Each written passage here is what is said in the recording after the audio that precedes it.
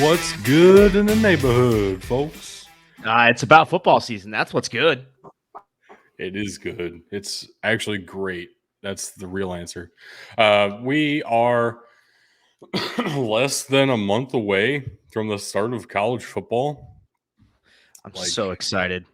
This is happening. It's happening quickly. In the meantime, we're going to be going through each and every conference in Division I football and talking about every team, at least a little bit, and giving our opinions on how the season's going to go. So this is going to be a pretty big undertaking. A lot of research went into this, a lot of help from the big dudes all around here. Also, potentially some exciting guests in this series. Stay tuned, folks. This should be a very fun and action-packed month leading up to the start of college football. I'm so excited. Me too, man. I just can't hide it. It's gonna be a long couple months. I'm what? You're hiding it pretty well, man. I can't tell at all. So to kick us off today, we're going to be talking about Conference USA, the Mid-America Conference, and also a couple of the FBS independent schools. You'll notice one of those is missing. That's because they're kind of in the ACC at this point. I think it's just fair to call Notre Dame an ACC school. Yeah, facts. We've been. They honestly don't really fit. Yeah, right. They honestly don't really fit with the other independents anymore. So, yeah, we'll be talking about Notre Dame with the ACC once we get there. In the meantime, we're going to start off our conference preview series for 2023 with the best conference of all. That's debatable. I would fight that. Teams are fleeing from this conference. I would never call this the best. I'm just saying I would unironically take any Conference USA team over Alabama. I believe you. Wow, yep. Thanks for the vote of confidence there. Damn. It's your money. Yep. Because you're a Miami Dolphins fan, so you're obviously a stupid idiot. Well, I'm definitely taking the SEC. Oh, man. All right, so Conference USA has had a lot of changes this season. It all kind of happened very quickly. So if you guys haven't kept up with all the relocations, whatever you want to call them for college football, the conference realignments, Cincinnati, Houston, and UCF all decided to leave the American Athletic Conference. And the American said, hey, we would like to not have 3 fewer teams. We actually want 3 more. So they took 6 teams out of Conference USA. Like most of the good ones. Let's be real. Well, yeah, they didn't take the shitty ones. That would be they took a couple of the shitty ones, but they did, yeah. They did. Let's not act like they took all the best teams. I mean, Western Kentucky, MTSU, and Liberty are all still in Conference USA, and that's about the entire conference. Well, Liberty is a recent addition to try to make up for those losses. Mm-hmm. Liberty was independent as recently as last season. They took a homeless team and gave them a home. Yes. Also, and now they're going to suffer with Conference USA referees, so mistakes were made. That is true. Also, Conference USA called up 2 recent FCS powers, if you want to call them that. Jacksonville State was never exactly that. So they had some really great seasons as of late. And Sam Houston State won a national championship in the COVID season, the spring season, whatever you want to call it, in the FCS. Then everybody's like, wow, they had such a down year last year. Maybe Conference USA made a mistake. No, they told all of their guys to redshirt last year so that they'd be ready to go for the FBS season. So Sam Houston State's looking to come out the gate swinging, and we might see a lot of new and improved Conference USA they play. They still went 5-4. Like they were just fine. Right. Well, here's the killer, though, is even if they come out the gate swinging, they still can't go play for a conference championship. So That is correct. Just ask James Madison last year in the Sun Belt, which we're not talking about today. Also, keep in mind, next season we'll be back up to 10 teams in Conference USA. Kennesaw State is still in the transition period from the FCS to the FBS. This is their last season in the FCS. They'll be independent for this season. But coming up to Conference USA pretty soon. So we have a shortened roster for Conference USA. Only 9 teams this year, which is why in this episode of the podcast, if you're listening to us on audio, we will also get to the smaller school independents in this show. Army, Connecticut, and Massachusetts will also be on this audio version of the podcast. Live, you're going to get this plus something else. So check us out on Twitch. You get bonus contents. Ooh. Or just listen to two episodes of the show. You'll get the same information. Anyway. Your call. So the idea is we'll go through each team alphabetically.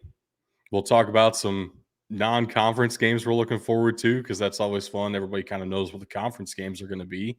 At least most conferences anymore are slowly, if not this year, phasing out a division schedule format. So everybody's going to be playing everybody in most conferences, at least over the course of 2 years. But the non-conference schedules can still be really fun. We want to talk about a couple of those. And then we'll give our predictions for who we think has a shot at winning this specific conference. So going alphabetically, that would kick us off with Florida International. Before we go there, do you guys want to say anything else about the conference as a whole? I mean, it's the stepping stone to just about every other conference in the FBS. So that's what it's turned into. It's pretty rough. It's the entry point into the FBS, which is depressing. I mean, you've had some really strong teams coming out of Conference USA the past couple of years. You know, UTSA rebuilt their program in Conference USA into a powerhouse, and now they're in the American. When we talk about conference realignment, you know, everybody focuses on the Power 5 conferences and how it's destroying classic rivalries and all this and that. Really what it's doing more than anything is killing Conference USA. But Conference USA has hung around through all of it. This is a vastly different conference than it was 15 years ago, and it's still here and still kicking. So vastly different is an understatement somehow. I know. Well, let's go ahead and jump in then with Florida International. They are returning their head coach, Mike McIntyre, coming back for only his second season so far. Couple of interesting pieces on this team, but honestly, I don't know if we're expecting a whole lot at FIU. I think that's kind of fair at this point. They haven't shown us too much. Fighting for bowl relevance would show some improvement from Mark McIntyre. I don't expect he's on a hot seat or anything. At the same time, everyone around the school understands this is a rebuild project. I feel like FIU is always in a rebuild project, though. Like, they have 1 or 2 teams every few years, but it's not a consistent, like, hey, every 3 or 4 years, like some of these other kind of borderline schools are. This one is, hey, when we go into a rebuild, it's like 7-8 years before we get any kind of relevance again. Yeah, well, the day we have FIU and FAU playing well at the same time will be extremely interesting and massively confusing for your average college football fan. But that's not going to be this year, I don't think. I do expect them to make some improvement, maybe get that 6th win and go to a bowl. However, they're going to have to do better in the conference. I mean, half their wins came from out-of-conference games. That's just not going to cut it. Well, the thing is, this year, looking at the conference, those games are winnable, even for these guys. This is not one where you have your UTSA powerhouse. Looking at this, their biggest issues this year are probably going to be Liberty and Sam Houston State, but we'll see. And Western Kentucky, right? Yeah, okay, fair. But if you can go 5-3 in the conference, you're doing pretty good. Oh my gosh, 5-3 in the conference get Mike McIntyre a 30-year extension. Mikey Mac. A place in FIU Hall of Fame already. Holy shit, that'd be amazing. Build him a statue.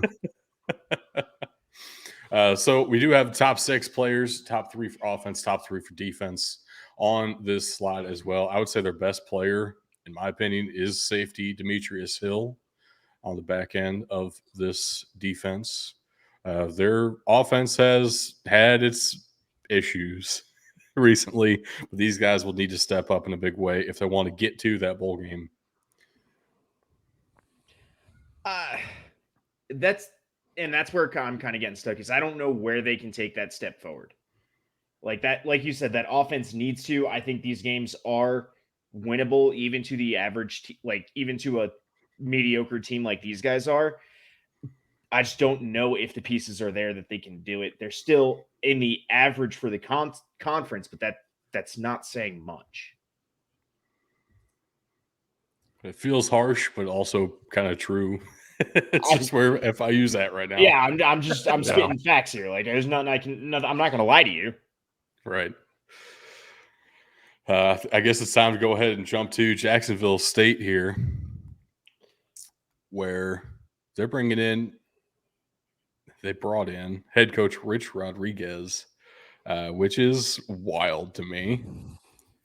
That is former head coach for West Virginia, Arizona, and the others one, Michigan. Hey, you said it again. I'm proud of you.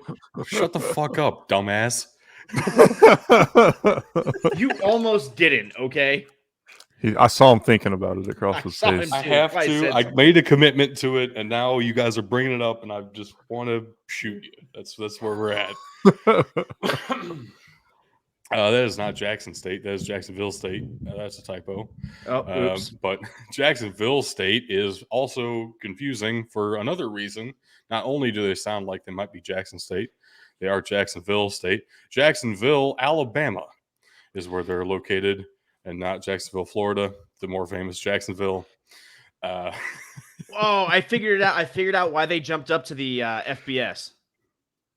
So they can stop being Alabama's punching bag, because they usually are. But Alabama won't face an FBS team. It's normally Mercer. It's rotated between a few.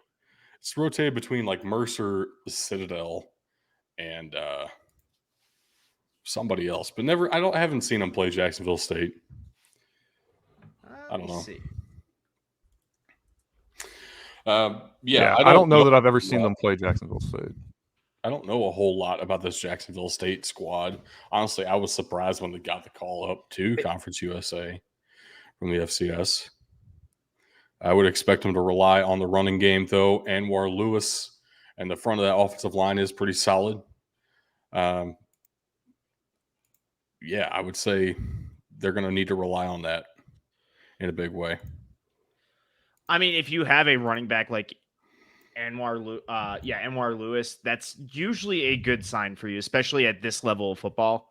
That running game, especially when you get Clay Webb up there locking down that left-hand side, means you got good blocking up front. That usually helps you succeed at this level. It's not as guaranteed it is in like Pee Wee football, but having that running game that you can rely on to get you decent yards down in and down out is going to be absolutely massive.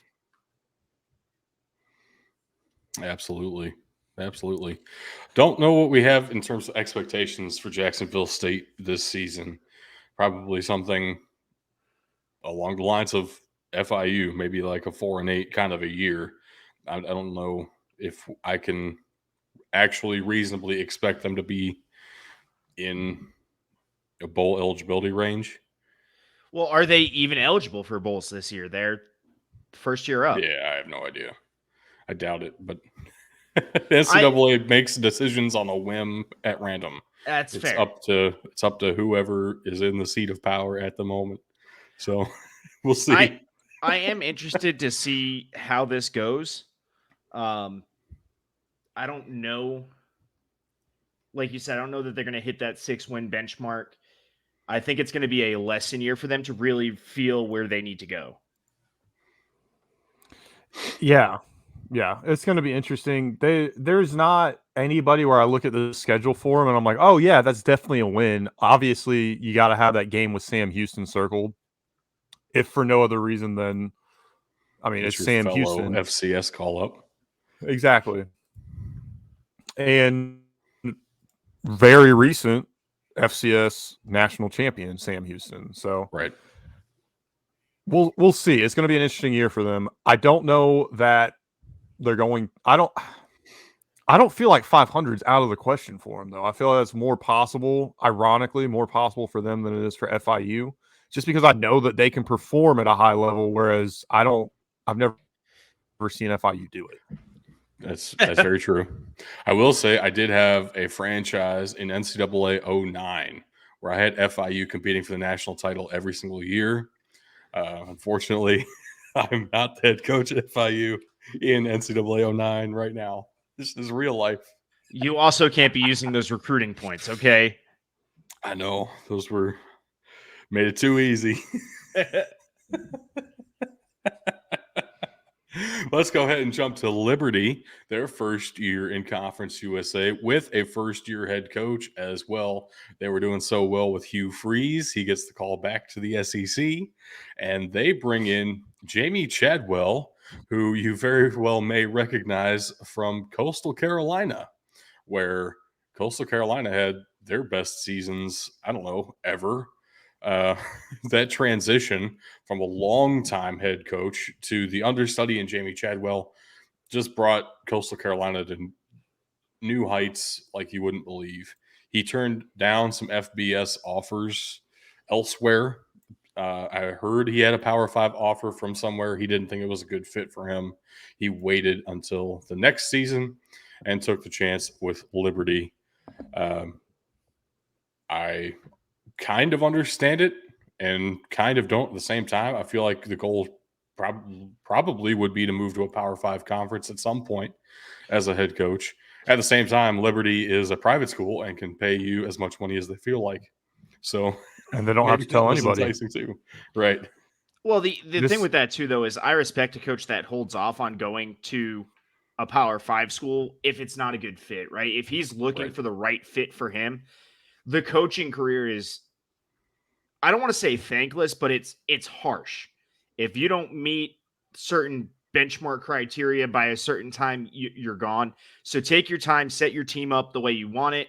Go to a school that's not going to rush you out in 2 years because, well, you just haven't produced because the coach before you was trash.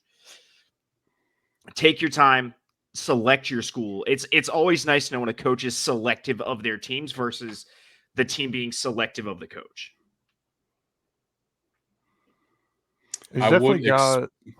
Sorry, go ahead. He's definitely got something that's going to be probably a tougher opponent for week one than I would say most new head coaches would want. They're opening the season against Bowling Green, and Bowling Green's not been great recently, but it's definitely going to be tougher than opening against, pick your FCS school like a lot of these other teams are doing. On the plus side, he doesn't have to open up against a conference opponent like about half the conference is doing as well. It's just going to be a very interesting year. He had so much success at Coastal Carolina, and this team is primed to have a good season. They're in a very good position with Hugh Freeze, and I'm just curious how much the transfer portal is going to affect them, because a lot of players probably wanted to go with Freeze, but a lot of players also probably wanted to follow Jamie Chadwell here. Well, I mean, even looking at this, it looks like we've had at least 2 transfers in. I don't know where Quentin Cooley played last year, but if I'm not mistaken, with that blue jersey and that A, Gadlin, I'm not even going to try and pronounce that first name. That's not Memphis. That's a Tulsa jersey. Okay. So even still, coming off of another solid performing team last season, turning around Quentin Cooley is a transfer from Wake Forest. Yeah.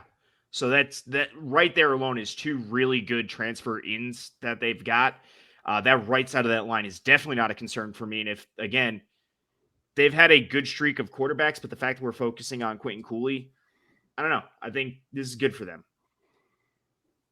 Yeah, I'm looking forward to if Jamie Chadwell brings his pretty unique offensive scheme with him from Coastal Carolina. They ran somewhat of a modified option offense, not necessarily anything close to a pro style offense, which probably scared away a lot of Power 5 schools to begin with. But if Liberty adopts that kind of a scheme, That'll be fun to watch. We'll see. We'll see There's what happens. one Power 5 school I think that would have worked well for, even though they're trying to get entirely away from the option. But Georgia Tech, bringing in a hybrid system like that, probably would have been a real good fit. Yeah, they're trying to swing so far in the other direction that they would murder you for suggesting it. So I recommend staying away from Atlanta, my friend. That's For multiple reasons. That's just solid advice. Like, that has nothing to do with what I just said. Yeah, but that's where the College Football Hall of Fame is. So I'm gonna go there eventually anyway. But Go to a Braves game. Stadium's beautiful. So I've heard. Anyway, yeah, Liberty is consistently now up there in the bowl eligibility conversation. Would not at all surprise me if they finish top 3 in this conference. Honestly, maybe not even third.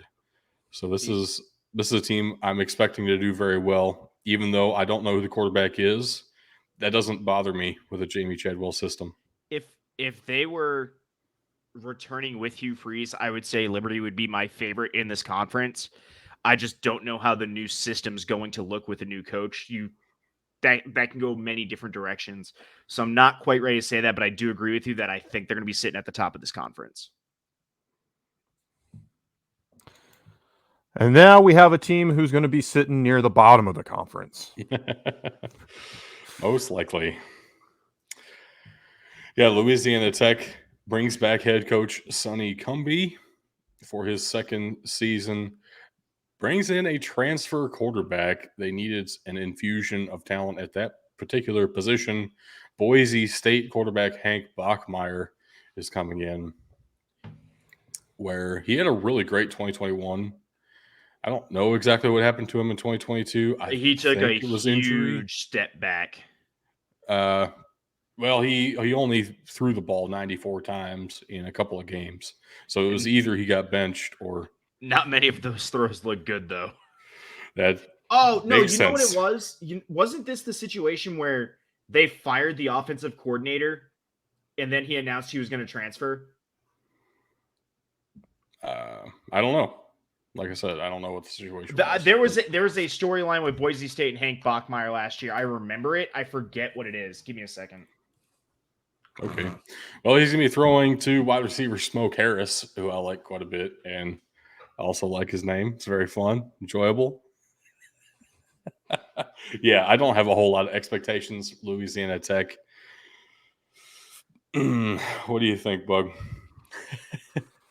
Well, they play an FCS school, so they will win at least one game, probably. Man, Probably. it's going to be tough. And we talk about, the turnover in this conference. Obviously, playing two FCS call-ups this year as well. It's so hard to tell. You would expect this team to have some type of expectations, but they've been near the bottom of the league for so long anyway. I really couldn't tell you what to expect out of this team.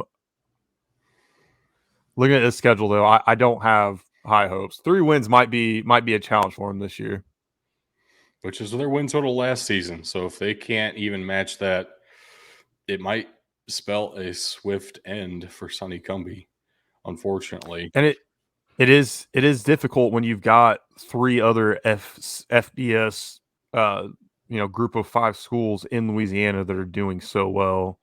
ULL's on the rise. You've got the Raging Cajuns who are dominating things, and there's one more I'm forgetting. But Tulane is doing incredible things.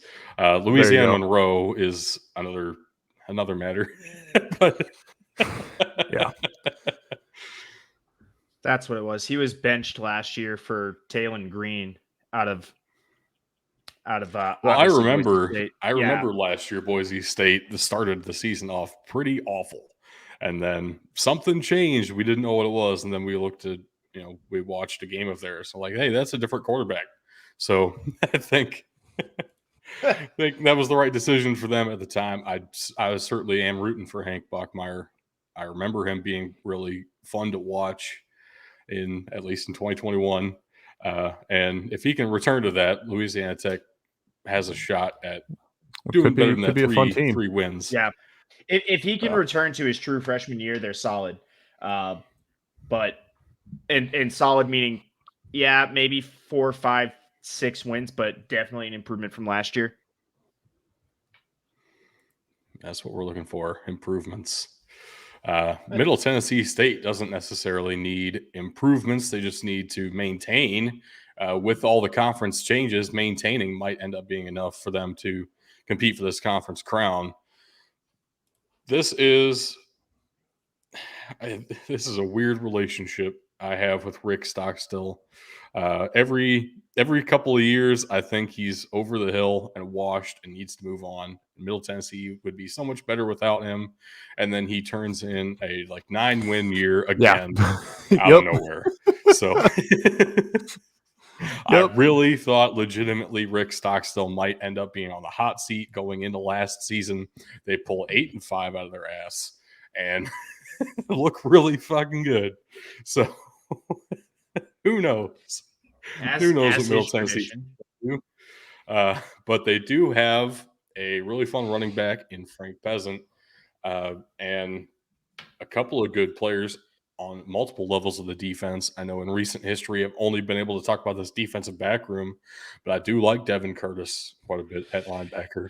And Marley he's a unknown middle linebacker prospect. Of course you like him.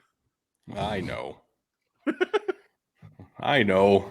My biases are well documented on this show. It's okay. I appreciate highlighting the middle linebackers myself. Running back, middle linebacker. That's it. That's the offensive line. Yeah, true. This team legitimately just makes no sense. Like you said, they're so up and down. They're incredibly hard to get a grip on because even as good as they were last year, they can be complete ass this year and nobody would be surprised, which is hilarious and depressing all at the same time if you're a Blue Raiders fan. You're not wrong. If you're a Blue Raiders fan, best of luck to you. I don't know how you do it. That's one emotional roller coaster I don't think I could ride. Hopefully they can bring you one this year. We'll see. You know who I am a fan of, a very big fan of, is the head coach of New Mexico State. Same as I. What a guy. I love this man. Legitimately love him. I'm just going to go ahead and say that anytime Jerry Kill is your head coach, you're in the Conference USA, you have a chance at a conference title. I don't think you're wrong, actually. They do have a shot. Well, and the thing is it honestly doesn't matter. He's got good players on this team this year, which is massive for him, but it really doesn't matter how talented your team is. He is just a good coach that he maximizes the potential of everybody on that team and elevates their play, which is why it doesn't matter. The Aggies actually have a chance this year at being college football relevant, which is something they went to their first bowl game last year in their final years in Independent, and a lot of that is due to Jerry Kill and Diego Pavia. I mean, he's the best quarterback in school history after one season, and Jerry Kill's probably the best coach in school history after one season. Look, depending on how Hank Bachmeier plays this year, he might be the best quarterback in conference. When you look at that's hard, no. When you look at gotten to the best quarterback in the conference yet. Hold up. When you look at their first 5 games, legitimately the only one that I would put a question mark next to is Liberty, and I expect that to be a good game. Their first ever conference game for both teams, actually, will be played up in Lynchburg, Virginia. But they open with UMass, Western Illinois, a team that he's beat the shit out of his entire career anyway, playing their rival in Albuquerque, and then taking a trip to Hawaii to round out the non-conference schedule here. It's going to be games this year. Do they make use of the Hawaii rule? Yes, they do. Nice. Yes, because they have 5 non-conference games. Yep. If you heard the name Jerry Kill and you can't place it, he used to be the head coach at Minnesota. He also used to be the head coach and athletic director for Southern Illinois. And I think before he took the job at New Mexico State, he retired from Minnesota for health reasons, recovered from that situation, and was an assistant to the head coach for Gary Patterson at TCU, who we also very much love and respect on this show. Unfortunately, Gary Patterson's out at TCU, but Jerry Kill took that shot an opportunity to get himself a new head coaching position in New Mexico State, turn this team around instantly. Diego Pavia is awesome to watch. Star Thomas is awesome to watch. They actually have a good left tackle who I want to hear you try to pronounce his first name, Tug. This is going to be very entertaining for me. It's going to be Shiaz Pete. Shiaza. It's fine. It's good enough. And Cyrus Dumas at corner is a really good one. And you get the reference now. You know why I laugh every time at Dumas. No, I already knew. It's just that much better now. I think of it every time.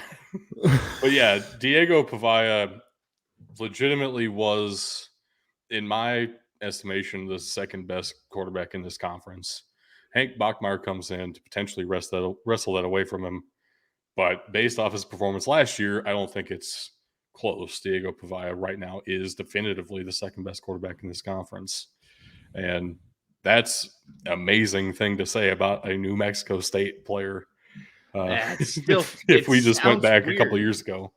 I want this team to compete for the conference title so much. So we're going to get to another team that was doing this, but wasn't New Mexico State floating the idea of dropping to the FCS? That was speculated by a few folks outside the program. I never heard that from anyone actually close to the program. It's fair. I think it's legitimately safe to say that Jerry Kill has saved this program, and I expect them to be competing for the conference championship this year. That's not even a hope. That's an expectation, and I think they have that expectation going into this year, which whenever this was announced that they're going to Conference USA without Jerry Kill there, I'm sure nobody thought that was even a remote possibility.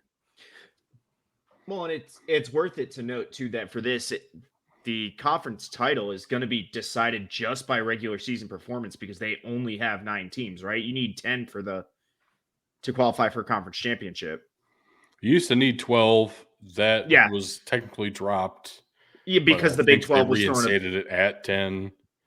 So that's, who knows? Again, it's all up to the whims of the NCAA and what they decide in that. I don't understand why the NCAA gets a say in it anyway, but that's a completely different discussion. Yeah. Well, especially at the FBS level. I know at this point. Anyway, next team on the list is Sam Houston State, the other FCS edition for this upcoming season. Head coach KC Keeler is back for his 10th year this coming season. FCS national champions, Sam Houston State, definitely making the most of that notoriety in getting this offer. I don't know if they were really on the radar for this without putting up the kind of season that they had. A few programs have been building to this for years. Sam Houston State kind of felt like they were building towards becoming an FCS power, and then just the opportunity presented itself is what it feels like to me from the outside looking in anyway. Like we said at the beginning, they kind of redshirted their entire defense last year. So this defense is probably going to be scary good. All healthy, all raring to go, and all with an extra year development under their belts. Honestly, there are publications out there who will tell you Sam Houston State's defense might end up being the best defense in this conference, full stop. I don't know if I believe that entirely. At the same time, I do believe they have the definitive best linebacking core in this conference for sure. Out the gate, year one in Conference USA. And that starts with Trevor Williams and Markel Perry. Look, man, any good defense really does. Yeah, you can talk about stopping the run at the line and things like that, but any good defense truly does start with the linebackers because they're covering both levels. They're the ones who step up and fill the gaps the defensive lines don't have. So coming in with a linebacking core anchored by Trevor Williams and Markel Perry is going to be huge for them, especially like you said, they're coming in healthy and they're coming in, honestly, their legs are rested. Yeah, they're hungry. They're ready to eat, man. And nothing says welcome to the FBS like playing your first 3 games on the road, 2 against Power 5 teams and 2 of them in the same city that are not not your home city. Look, good luck, Sam Houston. Yeah. I do got to say that Ethan Hagler's picture is not, in fact, a mugshot. It very much looks like one, but that is his official team. I've been thinking it this whole time. Whoever is in, if you are in, listen to me, look at me. If you are in the Sam Houston athletic department, you do not allow team pictures in their jerseys anymore. Full stop. You are an FBS program now. Put them in shirts and ties. Ethan Hagler looks like he touches children. Those are some birth control glasses at best. Look, I will say this though. I don't know if he can legally be at the school because I'm pretty sure he can't be within 100 yards of a school. Look, I will say this. I'm sorry, Ethan Hagler. Look, I really like good when my center. offensive. We love you. I like when my offensive linemen are maulers, and this dude is definitely a mauler. For good or for worse, He's either a mauler or a diddler. That's it. Moving on. Before we get taken off the air for slander. That's so bad. Oh man, he's a really good offensive lineman. UTEP's here. If their jerseys weren't orange, it wouldn't be as bad. As evidenced by team photos and jerseys. Dana Dimmel is back for his 6th season at the helm of UTEP. Honestly, there was some conversation that Dana Dimmel might end up finding himself on the hot seat. They came 1 game shy of bowl eligibility last season, and I think it's either put up or shut up at this point for UTEP. They've been rebuilt to a solid degree. If they can't put together a bowl type season, that would be disappointing in my eyes for them this year. I don't think they're going to compete for the conference title, but if they can at least get to 500, I think that'd be a good sign of things to come. You may recognize the defensive end there, Praise Amawele, from our All-America teams. Yeah. Yep. From our All-America teams on Monday, he was our group of 5 defensive end All-American. One of the two. I don't know anybody else on the team comes close to that. Honestly, he's like by far the best player on this team, in my opinion. But at the same time, everybody's had a couple of years now in the program, and I think this is one of the best UTEP teams we will have seen in the past couple of years. No, that's fair. And honestly, I'm looking at this, and if I'm an offensive line or an offense, I don't want to deal with this front 7 just based on what's in front of me. No, definitely. I definitely don't. A lot of man.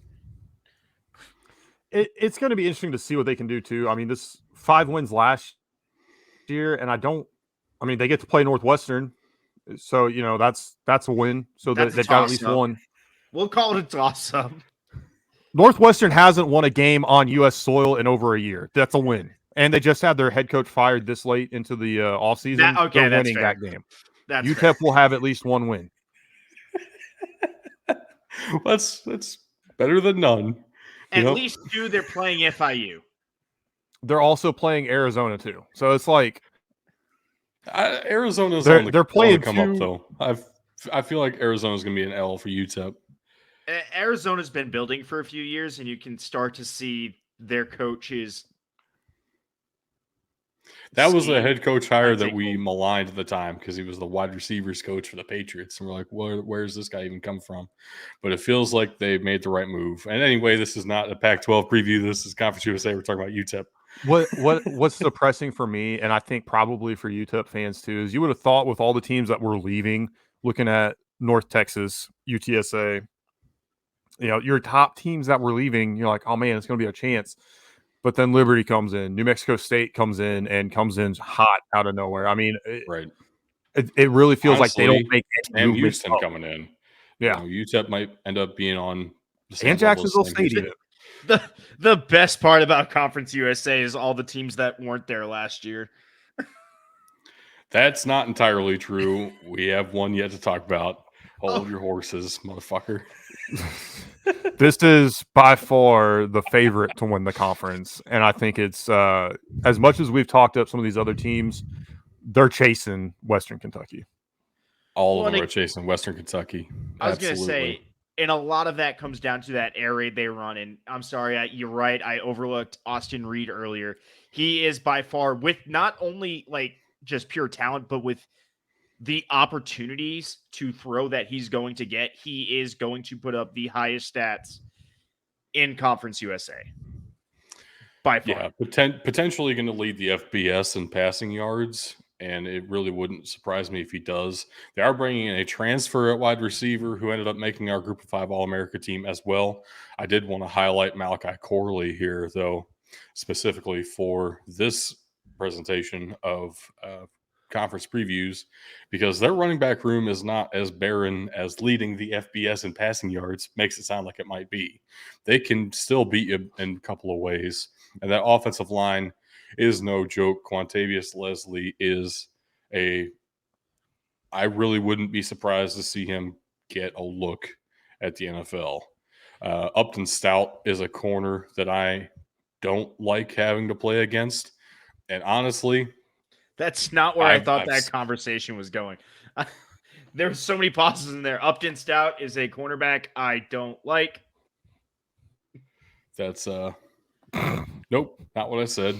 So I know. But I've said this before. I think I said it in our All-America preview. Like, I am legitimately interested to see how this game goes, Western Kentucky at Ohio State. Like, Western Kentucky might be putting up some points on this Ohio State defense if Ohio State's not careful. And Tyson Helton has done just a phenomenal job here at Western Kentucky. Yeah, no, yeah, this team about 4 years ago, they've had, it's probably been longer than that. They've had this amazing pass offense, this amazing air raid offense for a while. What they lacked was the inability to stop literally fucking anything, which is why they really weren't all that good for a decent amount of time.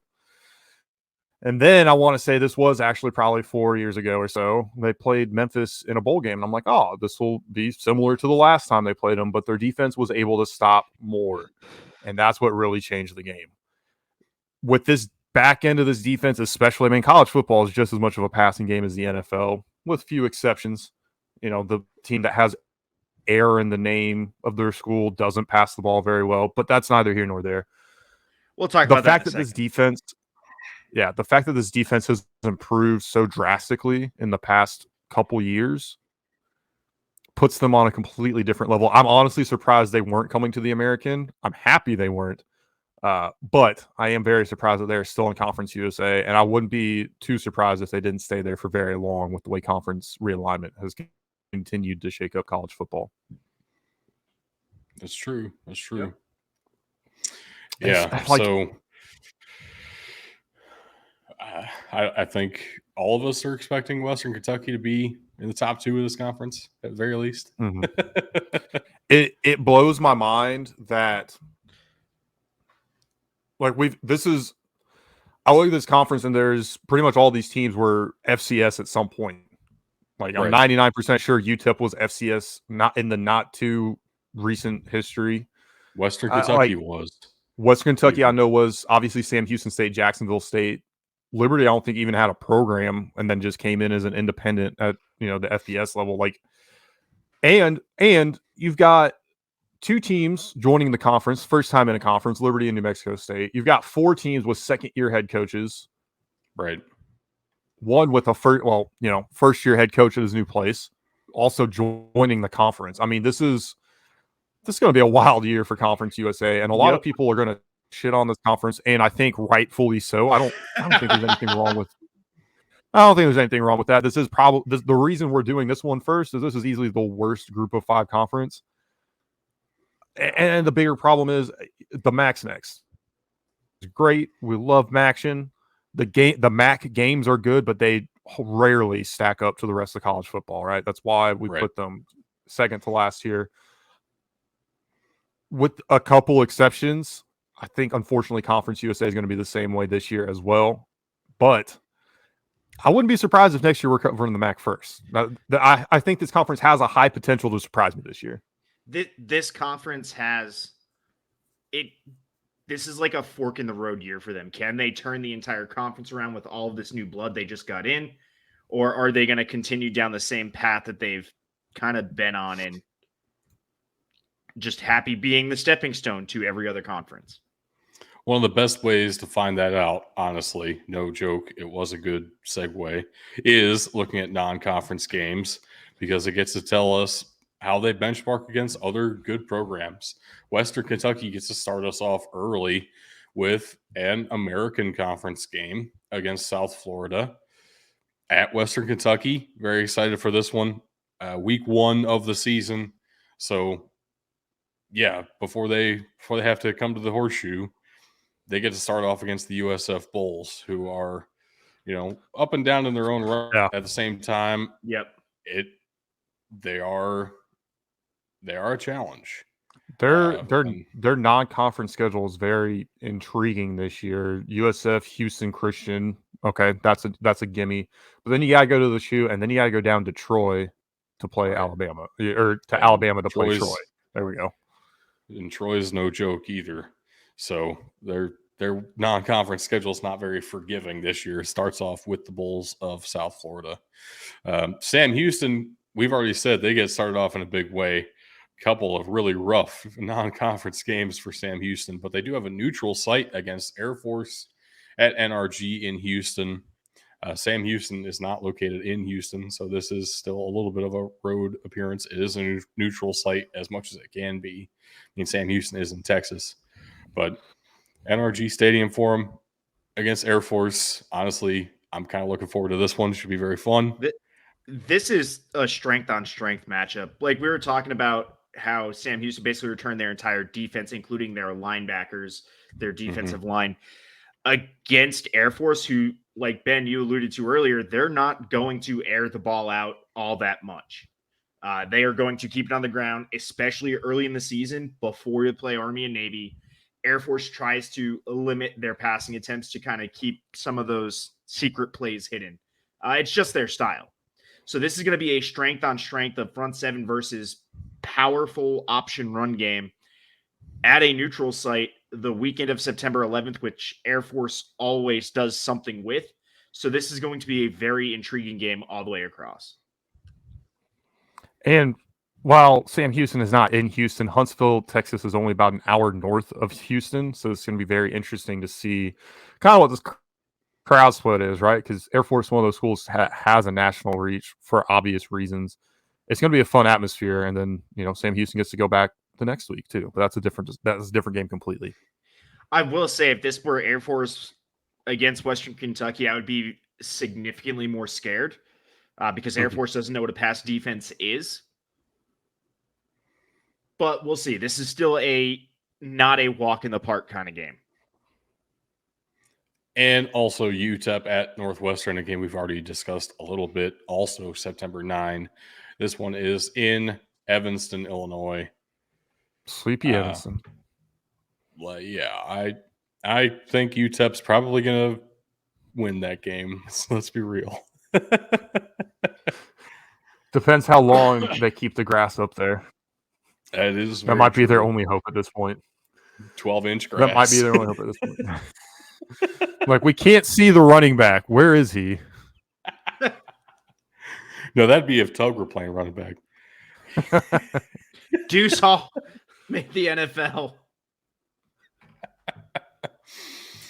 So I do want to discuss who we think is going to actually win this conference.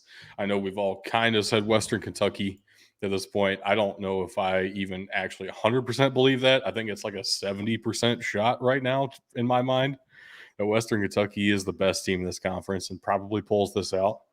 Honestly, to me, though, Middle Tennessee State, Liberty, both have a really good shot at competing for the Conference USA title. And I'll hand it off to you guys. I don't really know who I would take for sure right now. I'm like I've said, I'm like 70% leaning Western Kentucky, though. Look, I'm gonna go ahead and I'm gonna give the shout out to probably our favorite coach in this conference. I think this conference is going to come down to the game between Western Kentucky and New Mexico State, and Jerry Kill has a very well very well coached defense, very disciplined defense, and a solid offense to boot. I'll go ahead and say in a toss-up game, I'm going to give that to Jerry Kill. So I'm going to give New Mexico State a vote here. That's Wow. bold. Yeah, it is bold. You got to have fun, right? It's our show. I respect it, but damn, that's bold. I mean, I also respect it, but yes, that is incredibly bold. I'm going to stick with Western Kentucky as my champion here. Although I will say, I think 2-3 is probably going to be some combination of New Mexico State and, frankly, probably Liberty. I have a lot of faith in Jamie Chadwell. I know it's his first year here, and obviously moving into a conference changes things. But I do think it's going to be Western Kentucky at the top. All right, 2-1 for Western Kentucky, and we'll see how badly that looks at the end of the year. But that actually does it for Conference USA. In this same audio episode, we're going to be looking at a couple of independents here, though. Now, we have all at different times expressed our feelings on whether or not being an independent should even be allowed at this point in college football. It feels kind of shitty. It is. I really wish the Army would be in the conference with Navy. That'd be really fun. UConn and UMass both just feel like they're on the outside looking in of 3-4 different potential homes, and none of them make perfect sense. I was going to say, I don't know if they actually fit anywhere. Right. Bring the Big East back for football, and then we can have a conversation. Don't do that. It's going to piss me off. And UMass. It's going to piss me off a lot if they bring that conference back. Please don't do that. Okay. Sure. Let's do it. But let's start us off with Army here. Man, I don't know what to expect of this offense at all. So Army, the past couple of years, has been in a very interesting place where they are still run first, but they have a quarterback that can actually throw the ball decently well. And they have a tight end that can actually catch the ball. So that, man, it makes this offense hard to predict. I don't quite know which way they're going to go. It can go either way. They're still going to primarily run the ball, and they run it hard. It's just, like you said, I don't know what to make out of this offense this year. Yeah, it feels like a team that could either go like 10-2, or we could very easily see them be like 5-5 going into Navy week, and we're like, holy shit, what's going to happen? Yep. 5-6, I guess, going into Navy week. So it's honestly, as much as I started off with, I don't know what this defense is going to do. I have less understanding of what this defense is going to look like. And that's not even saying that the defense is going to be bad. It's just like we haven't seen them go against like any big power opponents in recent enough memory to know what these underclassmen are going to look like coming into like their junior and senior years now. Yep. I know the name Quinderlin Hammonds. I don't remember how good he is when stacked up against quality competition. So to make a real projection of what Army's going to do this season, I don't even know. It's tough too because they just lost their key piece in Andre Carter. So this defense is going to regress to some degree. The question is how much. Yeah, I'm curious to see what they do against LSU, because typically when you see Army, Navy, Air Force playing a Power 5 opponent like that, you've got a little bit in your mind of, hey, they might pull this out. They very well could. Well, and historically, all three of those schools against insert Power 5, they usually hang with them for the first half and halfway through the third quarter. And then it goes to hell real quick. And that's what I'm trying to figure out is where are they going to fit in against LSU? And it's unfortunate that it's so late in the season to kind of be that, quote unquote litmus test. Sure, they play Syracuse and Boston College beforehand. They play a couple other Power 5 opponents earlier in the season, but let's be real, it's Syracuse and Boston College. It is not the same as going down to Baton Rouge and playing LSU. Exactly. We'll see what happens. It's unfortunate that they do play Navy so late in the season because they go in 5-6. They will not go to a bowl game, much like they did this past season. So we'll see what happens here. I don't know. If I'm both really go in 5-6, that game becomes much more interesting to me. It always is. I'm much more excited to see what happens for this next team because Jim Mora has breathed new life into this program. That with their 12-year-old running back. Yeah, they were looking at going FBS or FCS rather, and now they're trying to find their way into a group of 5, potentially a Power 5 conference for football. I mean, this is Jim Mora has done, as much as we sang the praises of Jerry Kill, Jim Mora has done something unthinkable and completely absurd at UConn. In 1 year, at that too. In 1 year. And it's not even like they were getting cheap wins. This was a very good team. I was actually more surprised at some of the close games they lost. Right. And you may recognize 2 of these names if you watched our show Monday. Christian Haynes and Jackson Mitchell both made our Group of 5 All-America team the preseason as well. This is a legitimately talented team. And, man, Jim Mora is a miracle worker, basically, for the Huskies. There's no other way to put it. This has been a miraculous turnaround. At the same time, I don't want to overstate my expectations of them. I don't think they're going to be like a 9-win team here. This is very realistically a 6 or 7 win team again, but 2 years straight of bowl eligibility would be unheard of. Yep. In just 3 years ago, right? We were all talking about when are they going to the FCS, not even if they might. Has UConn ever been a good football school? Like that's never been their thing. No, they've had a good season before, I think. They're a college basketball blue blood. We all know that. Yeah. We all know that they're a true college basketball blue blood, and because of that, they haven't really committed at all to football. So it's been kind of hit or miss with them, and they've never been, even in the Big East, they were never one of those top teams. Their toughest game is Tennessee. I mean, that ain't bad. If that's your toughest game. In Tennessee or in stores? Of course it's in Knoxville. What are we talking about?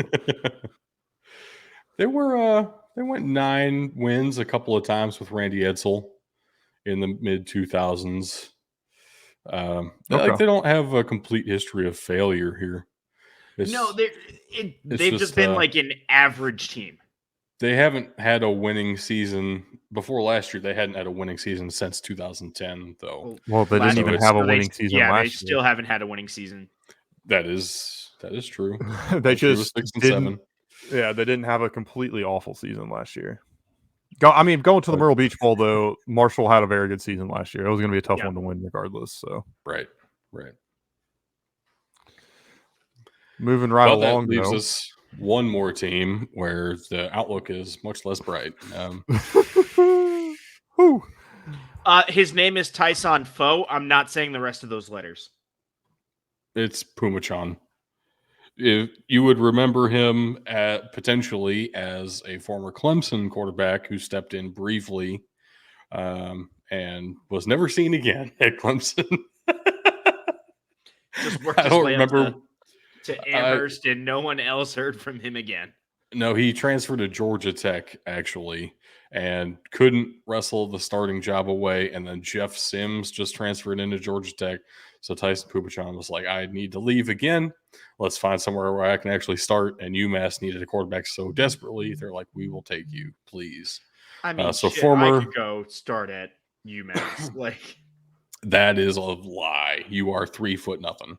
So the Tyson Pupachan is at least a former, I believe, 4-star quarterback prospect out of high school. Hasn't lived up to that potential. But there is reason to be optimistic there. He does have the athletic traits to do this. It's just a matter of if UMass can actually put it all together. This is Don Brown's second stint as UMass's head coach. This is his second season in his second stint at UMass. In between then, he was also a defensive coordinator for Michigan at one point, and those defenses were not very good, honestly. That was a rough time in their history. I'm very excited to say, but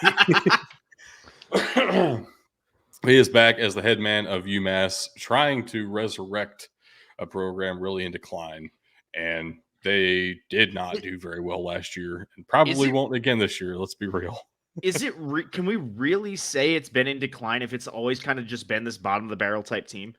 They were they really have been. FCS national champions, came up to the FBS level and sucked ass. That's brutal. what I'm saying though. Like they were in the Mid-America Conference and then left the MAC because they felt like they couldn't compete. That's where UMass is at.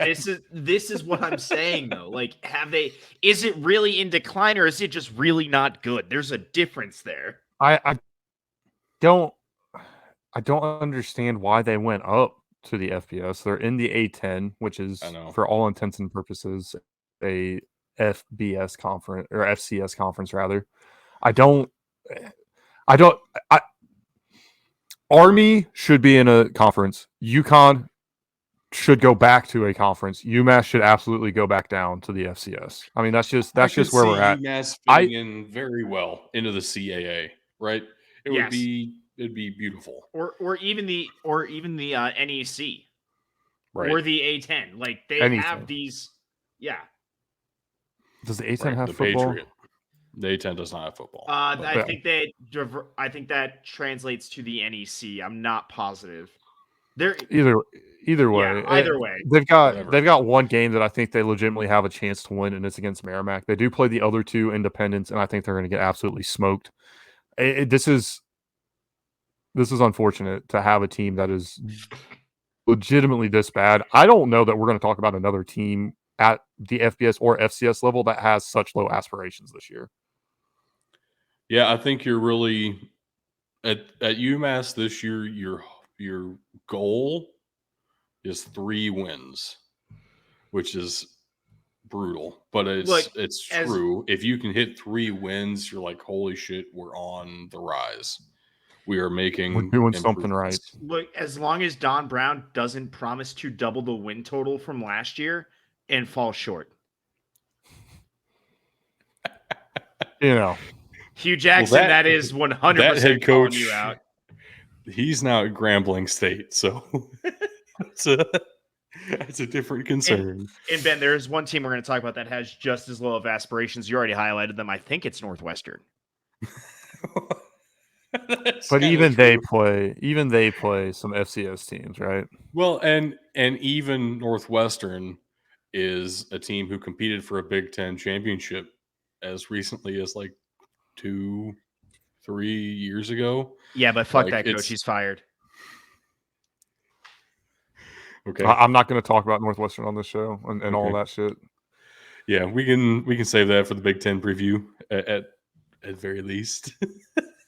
Yeah, more information I'm sure will come out by then. Oh man. Anyway, we wrap up kind of this show, if you're an audio listener or watching this on YouTube, when I look at the independents, the first thing I think is join a fucking conference, and the second thing I think is there is definitely a class all to themselves, and that's Army.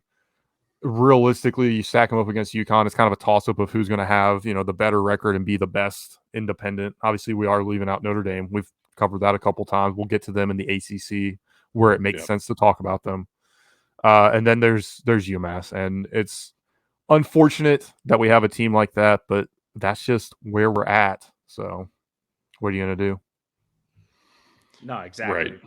Right. I don't know what there is to do for UMass, but UConn is at least headed in the right direction, and Jim Mora made them very fun to watch. So I can look forward to that. And hopefully can also look forward to Army not winning another Commander-in-Chief's trophy. They didn't win last year. They did not, right? No, they did not. Did not. Correct. So that's what I'm looking forward to, is them not Yep. winning it again. That's why I said it that way. And then you confused me. Well, Thanks. you confused me. We confused each other. Let's move on. But hey, Tug, can I get you to read these links for our audio listeners? Not now. Because we're gonna split it separately. Yes, sir. Learning. I think you came up with this plan just to make me read them multiple times. That Maybe. is not the only reason, but it certainly was a stated benefit in my plan. All right, for our audio listeners out there, if you want to follow our links, they are linked in the description below, as always. But please come visit us at patreon.com/BDTfootball, twitter.com/BDTfootball, facebook.com/BDTfootball, instagram.com/BDT_football, BDTfootball.com, mailbox@BDTfootball.com, youtube.com/@BigDudesInTheTrenches. Our Discord will be linked. I'm sorry, I'm not reading that out. And you have twitch.tv/BigDudesInTheTrenches, all one word, no capitals. As URLs typically are. Well, you can capitalize. Look at the Discord link. If you're watching us on Twitch, hang with us for a second. And we will be right back. If you're listening, come find our Mac episode. Or if you're on YouTube, come find our Mac episode. You don't want to miss that either. We'll see y'all in a little bit, maybe? Yep, very shortly. See ya. Very shortly.